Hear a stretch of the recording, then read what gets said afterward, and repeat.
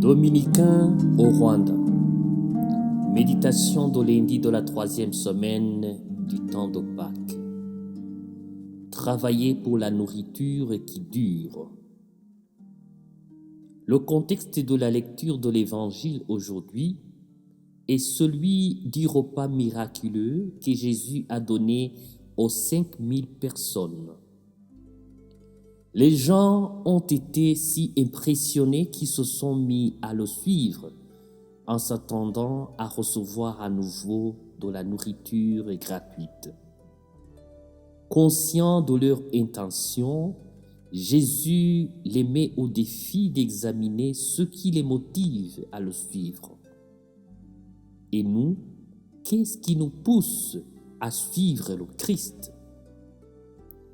Si nous regardons dans nos cœurs, nous pouvons nous rendre compte que nous suivons Jésus pour de nombreux motifs autres que l'amour pur pour le Seigneur. Nous le suivons et obéissons à ses commandements parce que nous croyons que cela rendra notre vie sûre et sans problème. Nous disons des prières, faisons des neuvaines et visitons des centres de pèlerinage pour recevoir des faveurs pour nous-mêmes et pour nos proches. Nous assistons à la messe et nous allons nous confesser parce que nous pensons que cela rendra Dieu heureux. Est-ce que cela suffit? Jésus nous dit aujourd'hui de ne pas travailler pour la nourriture qui périt, mais de travailler pour la nourriture qui dure. Mais en quoi consiste cette nourriture? La nourriture qui dure, c'est l'amour de Dieu pour nous et notre amour pour lui.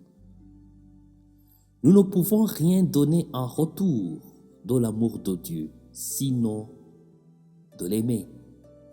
Aimer Dieu, c'est être avec lui, le contempler dans nos moments de joie et de peine.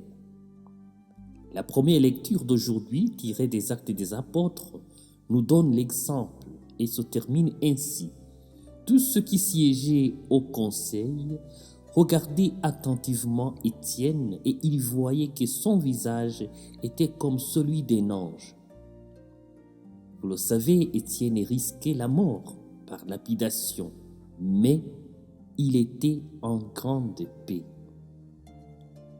Il avait vu l'amour de Dieu se manifester en Jésus et il lui rendait cet amour par sa propre vie. Frères et sœurs, le christianisme, c'est l'amour désintéressé, pur et simple.